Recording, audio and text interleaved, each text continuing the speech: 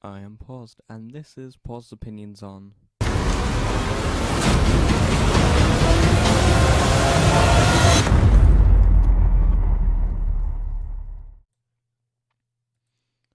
I love Treyarch.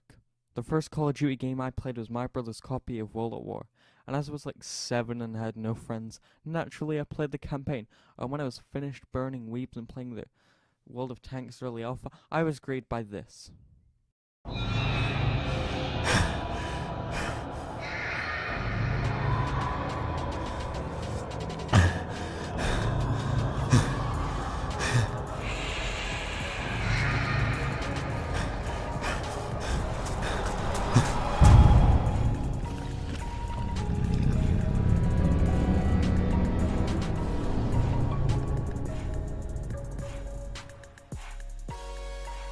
I was terrified, so instinctively using my supreme fight-or-flight reflexes, I did what any supreme symbol of masculinity would. I turned off the Xbox and went back to playing Peggle. Then, in November of 2010, Black Ops 1 was released, and as I was a child and shielded from the mental scarring of Xbox Live by my fantastic mother, I played Campaign, which was immersive and gripping, and had a better plot twist than any M. Night film. Once I figured out what numbers were, I was greeted by the opening cinematic to 5. By the way, Paul's opinions on 5 is I don't like it. But this time, instead of running and playing Peggle 2, I stood my ground and lasted till round 5 in the starting room. And this was my humbling first true zombies experience, and after that, I was hooked. Enough stretching this video out to 21 minutes by sitting in the options menu for 5 of those minutes. I am paused, and this is Paused Opinions on.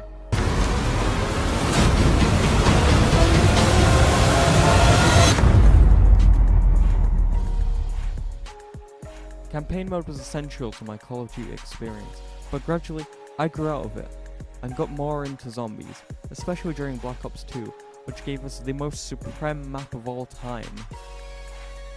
Black Ops 3's campaign, however, was surprisingly disappointing, considering Treyarch's prior track record.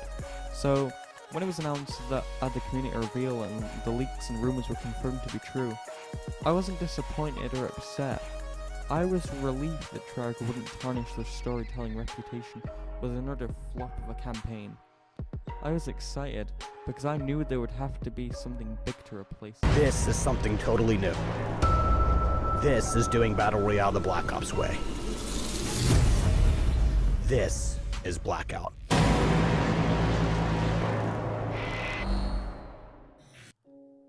Blackout is Treyarch and Activision's attempt at cashing in on the popularity of the Battle Royale genre. It's touted as being fast-paced and exciting, with the vehicles and supreme map design of PUBG, which is said to have iconic landmarks from prior Black Ops maps, Nuketown, and fast action pace games like Fortnite. At this point, that's as much as we know. But as the next 5 months go on, we're sure to get new details and gameplay of Blackout. But from the details we have at this point, and considering Treyarch's previous body of work, Blackout could be the Fortnite to PUBG's PUBG, or the Fortnite to Radical Heights' Radical Heights.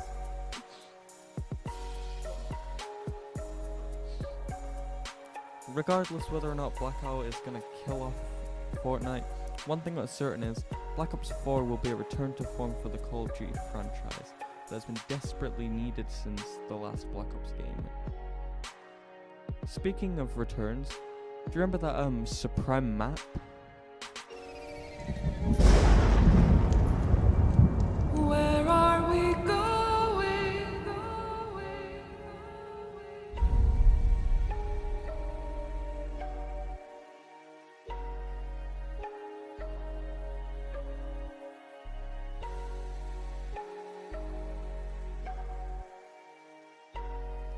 The most supreme map of all time, Mob of the Dead, is being remade.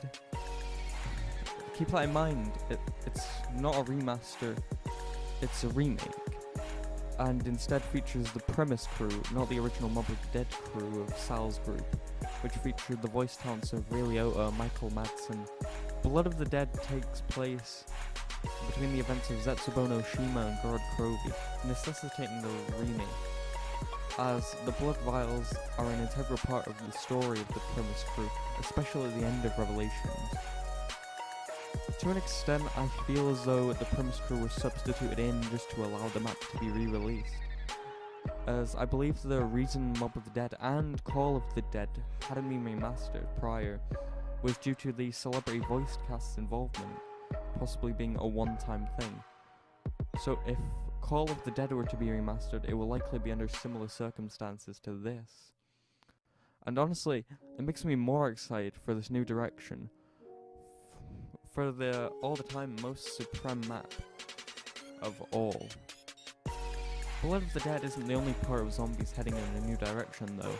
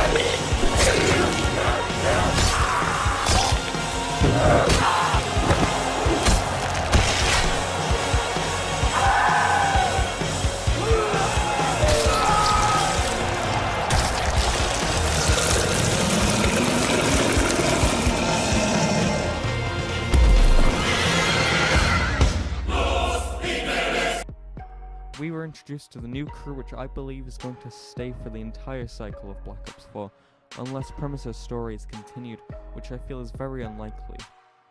After seeing these trailers, I was pumped for zombies. I was the most pumped I'd ever been.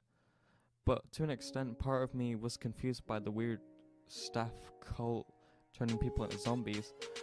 But the rest of me was hyped that we were getting a new story, a new full-time crew, and 3 maps upon release, one of which I'll be playing up until the end of the game's lifespan, with one of the new maps being aboard a boat called Voyage of Despair, I believe, which will have dim, narrow hallways, bringing a real sense of horror and dread back to the franchise, and the other map being a sort of Colosseum, hinting at some kind of time travel scenario.